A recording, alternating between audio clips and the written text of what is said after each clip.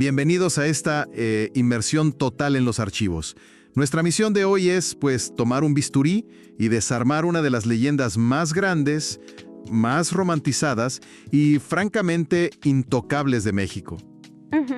Vamos a raspar esa capita de oro para encontrar la cruda verdad humana que se esconde detrás de todo este mito. Exacto, de la fachada. Sí. Hoy nuestra exploración se basa en un fragmento fascinante y súper revelador del canal de YouTube Hogares Prohibidos, que, nos detalla esta historia no contada detrás de la gigantesca mansión en Coyoacán de Jorge Negrete y su destructiva relación con María Félix. Y fíjate que esa es precisamente la riqueza de este material. Es una exploración que va muchísimo más allá de la biografía de Wikipedia que todos conocemos. Claro. El contraste inicial que plantea la fuente es brutal, porque por un lado tenemos las revistas de la época que mostraban al charro cantor absolutamente perfecto, ¿no? El símbolo definitivo del hombre mexicano, posando con la mujer más bella del cine. Toda la maquinaria vendiéndolo como una historia de amor épica. Sí, como de cuento de hadas. Pero la realidad, esa realidad que se quedaba encerrada bajo llave entre las paredes de la mansión, era la de un hombre consumiéndose por una obsesión patológica. Wow. Y aplastado por el peso letal de tener que ser, en todo momento y ante todo el mundo, el macho invencible. Y para quien nos escucha buscando, aprender rápido y obtener momentos de claridad, es vital decir que esto no es una simple historia de chismes del cine de oro. Para nada. No, en absoluto. El canal nos presenta un estudio de casos súper profundo sobre la salud mental, sobre las prisiones que construyen las expectativas de género y sobre cómo el éxito público muchas veces es solo un telón que oculta un colapso privado. Es un ejercicio necesario de desmitificación, la verdad. Bajar a la figura de su pedestal para encontrar a la persona real que sufría presiones que, sorprendentemente, seguimos viendo hoy en día. A ver, vamos a desempacar esto, porque el contexto lo es absolutamente todo. Revisando los apuntes del canal, hay un detalle sobre los orígenes de Jorge Negrete que me parece clave para entender su rigidez. Él venía de una formación estrictamente militar en Guanajuato. Ajá. O sea, no era un artista bohemio desde el principio. Traía toda la disciplina, la rectitud y ese sentido del honor inflexible de un cadete del colegio militar. Es una observación fundamental. Esa disciplina fue la base de su personaje, pero también su trampa. Él tenía una voz de oro, un talento privilegiado que lo jaló al cine. Y el fenómeno cultural estalla cañón por ahí de 1942. ¿Con Ay Jalisco no te rajes? Exacto. Ahí deja de ser solo un actor carismático y se transforma en la encarnación de lo mejor de México. Era la masculinidad hegemónica perfecta proyectada en pantallas gigantes. Y el problema de encarnar la perfección es que no hay margen de error. Exactamente, no hay margen para el error humano. Y a eso hay que sumarle algo que la fuente subraya un chorro. Esa imagen venía con un poder real, un poder político y la moral gigantesco. Hay un dato crucial de 1944. La presidencia de la ANDA, sí. Asume la presidencia de la Asociación Nacional de Actores. Esto no era ser el presidente de un club de fans, era dirigir el sindicato más poderoso del cine mexicano en su época de mayor brutalidad. Ese es el punto de quiebre que muchos pasan por alto y que Hogares Prohibidos rescata súper bien. El sistema de estudios era una maquinaria de explotación sumamente agresiva. Negociar contratos, organizar huelgas que paralizaban toda la industria, lidiar con productores despiadados. Todo eso requería una energía descomunal. Me imagino. Y aparte, el sistema le exigía a él filmar hasta 5 películas al año. 5 películas es una locura. Súmale las giras agotadoras por Latinoamérica, presentaciones, la prensa. Esa doble vida de ser el galán infalible y el líder sindical temido, generaba un desgaste físico y psicológico que nadie veía. Es inimaginable el nivel de estrés. Y aquí es donde entra en escena la famosa casa en Coyoacán, que según los testimonios que cita el video, no era un palacio ridículo, pero sí una propiedad muy exclusiva y pesada. Sí, imponente. Con jardines que requerían cuidado milimétrico, salones elegantes, una biblioteca inmensa con libros que Jorge ni siquiera tenía tiempo de leer y un estudio de madera oscura. Por fuera, era la prueba tangible de que el charro cantor lo tenía todo. Lo fascinante aquí es cómo los espacios físicos absorben la psicología de quienes los habitan. Esa casa mutó rápidamente. Ajá. Dejó de ser un escaparate para convertirse en un búnker emocional. Por la presión asfixiante de allá afuera, la mansión era literalmente el único lugar donde Jorge podía quitarse la máscara y permitirse ser un hombre asustado. Vulnerable. Sí, profundamente agotado. Adentro, a puertas cerradas, estaba desmoronando a pedazos. Y me parece que ese desmoronamiento entra en una fase de aceleración brutal cuando los mundos chocan, cuando aparece ella. La fuente menciona que alrededor de 1947 algo hace clic de manera definitiva entre él y María Félix. Así es. Pero el perfil que hace el canal sobre ella es muy revelador. No era la típica estrella de la época. María Félix no buscaba agradar a nadie. Cero. No regalaba sonrisas por cortesía, no fingía esa dulzura sumisa que la industria exigía. Era directa y abiertamente desafiante. Pero a ver, hay que poner esto en perspectiva. En la industria patriarcal de los años 40, una figura femenina que se negaba a complacer era vista como una amenaza directa. Y ella ya traía historial. Ya había estado casada con Enrique Álvarez y con el mismísimo Agustín Lara. Hombres súper poderosos. Hombres que ya habían aprendido, por las buenas o por las malas, que María Félix no era una mujer diseñada para ser domesticada. Ella no necesitaba colgarse de nadie para validar su existencia. Aquí es donde se pone realmente interesante, porque si analizamos la dinámica de poder, la ironía es absoluta.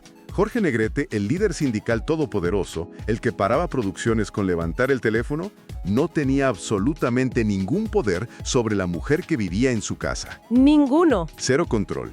La fuente sugiere que Jorge creyó genuinamente que su masculinidad y su fama iban a ser suficientes para moldearla, pero ella no cedía un solo milímetro de su autonomía. Y esa impotencia es lo que comenzó a consumirlo desde adentro. La dinámica en esa mansión en Coyoacán es el reflejo de una pérdida total de control. Era un ambiente de contrastes extremos. Totalmente. Los recuentos de los empleados relatan unos cambios de ambiente que daban verdaderos latigazos emocionales. Sí, súper drásticos. Había días en que María llegaba y la casa resucitaba. Risas, música a todo volumen, champaña, todo era luz y la ilusión de la pareja perfecta. Pero al día siguiente, la historia cambiaba. Sí, ella se iba. Exacto. Si a ella se le antojaba irse sin dar explicaciones, la casa sufrió una metamorfosis tétrica. Un silencio sepulcral, cortinas cerradas a plena luz del día, y Jorge encerrado durante horas en ese estudio de madera oscura. Bebiendo whisky. Bebiendo a solas. Sentado al lado del teléfono, esperando una llamada que muchas veces ni llegaba. Ese vaivén emocional, ese contraste tan violento, es la marca inconfundible de una obsesión patológica, no de un amor sano. El texto pinta a un Jorge que llamaba a las amigas de ella para rastrearla y que luego, en la soledad de su búnker, se odiaba a sí mismo por parecer tan débil. Claro. La ansiedad se volvió insoportable, y en un mundo que no ofrecía herramientas terapéuticas para los hombres, la única forma de adormecer ese dolor era el alcohol. Y el cuerpo siempre termina pasando la factura, ¿no? La fuente narra cómo lo que empezó con una copa de whisky para calmar los nervios después del sindicato, se convirtió rápidamente en media botella por noche. ¡Qué pesado! El daño físico se acumulaba en silencio. El hígado estaba recibiendo el impacto directo del alcohol, pero también de años de estrés crónico y de tragar corajes. Él ignoraba el agotamiento porque el dolor de la obsesión era mucho más ruidoso. Y todo este deterioro nos lleva al punto de inflexión más visible, la boda. 18 de octubre de 1952. Sí, fue el evento del año. Las calles colapsaron, todos los periódicos lo cubrieron. En papel, era la unión perfecta de dos deidades. Pero el análisis que hace Hogares Prohibidos de las fotografías de ese día revela detalles súper inquietantes. Es escalofriante ver esas imágenes ahora. En las fotos, Jorge ya luce profundamente enfermo, una pérdida de peso muy notable. La ropa le quedaba grande. Su piel parece delatar un tono amarillento. Y esa sonrisa, la sonrisa que derretía al país, se veía tensa, forzada. Como si le costara un esfuerzo sobrehumano. Mientras tanto, María luce imponente, casi inalcanzable. Para ella, el matrimonio legal no alteró su identidad. Y, trágicamente, solo unos meses después, el cuerpo de Jorge colapsa. El diagnóstico fue implacable. Cirrosis hepática avanzada. Y si conectamos esto con el panorama general de la sociedad de la época, se revela la verdadera tragedia de fondo, que es el machismo interiorizado. Claro. El tratamiento requería frenar en seco, dejar el alcohol, alejarse del estrés, probablemente internarse.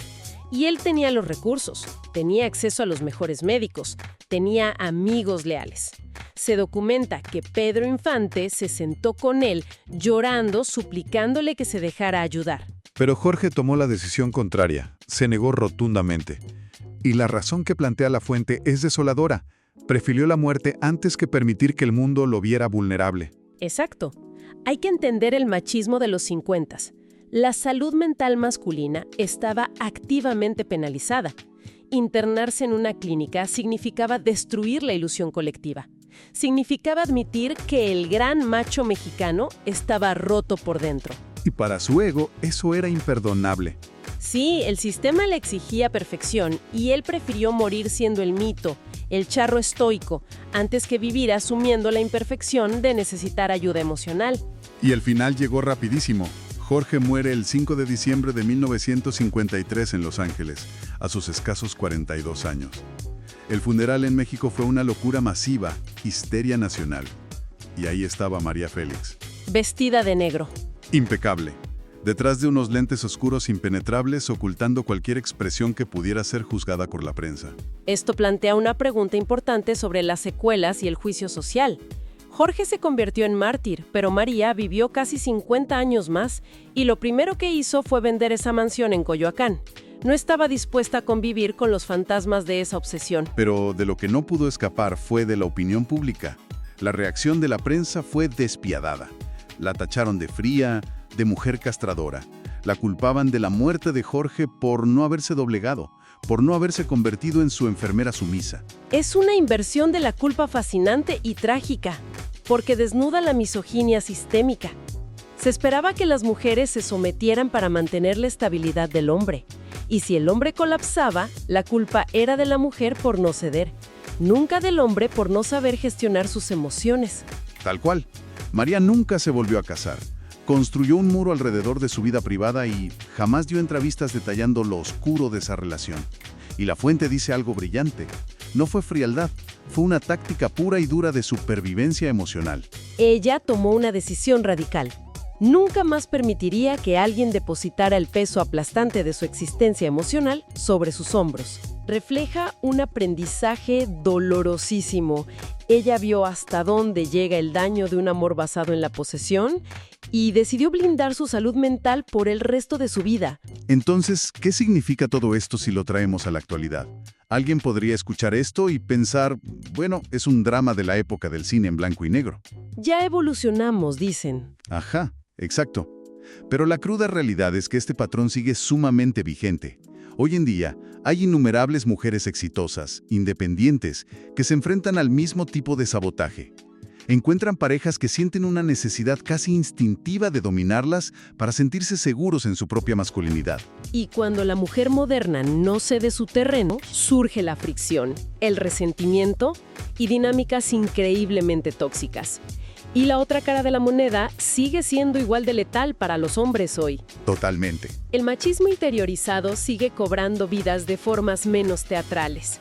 Seguimos viendo a hombres súper exitosos, líderes de empresas, que mueren jóvenes de infartos, cirrosis o sufren depresiones en el más hermético de los silencios. Porque pedir ayuda sigue siendo un tabú. Sí, ir a terapia es visto como un fracaso en su rol de hombres fuertes. La presión por mantener intacta la fachada de invencibilidad sigue siendo una trampa mortal. Queda claro que es la gran lección de esta inmersión. Nos demuestra que el amor y el magnetismo, por más intensos que parezcan, simplemente no bastan. Si faltan herramientas emocionales, si no existe comunicación real y sobre todo si no hay capacidad para ser genuinamente vulnerable frente a la pareja, ese amor se corrompe. Se vuelve destructivo. Sí, un campo de batalla que termina destruyendo a ambos. Es una síntesis inmejorable. Lo que hemos logrado al revisar esto es desarmar una leyenda romántica nociva. Encontramos a dos seres humanos atrapados en un sistema de presiones inhumanas. Jorge pagó con su vida por no saber despojarse de su armadura, y María pagó con décadas de juicios por negarse a ser sumisa. Es una historia que resuena en muchísimos niveles. Y fíjate que hay un detalle hacia el final de nuestra fuente que me parece imposible dejar pasar. A ver. El texto de Hogares Prohibidos menciona muy brevemente otro caso ocurrido décadas después con otra leyenda gigante de México, Roberto Gómez Bolaños, Chespirito y Florinda Mesa. La fuente señala que, tras el fallecimiento de Chespirito, otra casa monumental se convirtió en el escenario de una familia fragmentada por disputas legales y dolores profundos que venían arrastrándose desde mucho antes. Es una conexión que hiela la sangre. La premisa del canal cobra todo el sentido aquí. Estas mansiones terminan absorbiendo el colapso emocional de quienes las habitan. Monumentos silenciosos a tragedias privadas. Me parece loquísimo y tan cierto. Y creo que esto nos deja una reflexión poderosísima para llevarnos de tarea para quienes nos escuchan. Si estas enormes propiedades terminan absorbiendo de manera tan cruda los secretos tóxicos, la falta de comunicación y las expectativas no resueltas de sus famosos dueños, cabe hacernos una pregunta. ¿Qué tipo de historias invisibles y qué ecos emocionales estamos construyendo e impregnando en las paredes de nuestros propios hogares todos los días?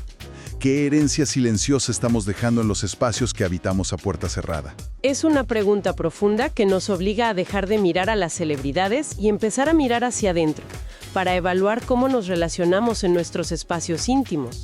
Para encontrar la humanidad real, con todas sus fallas.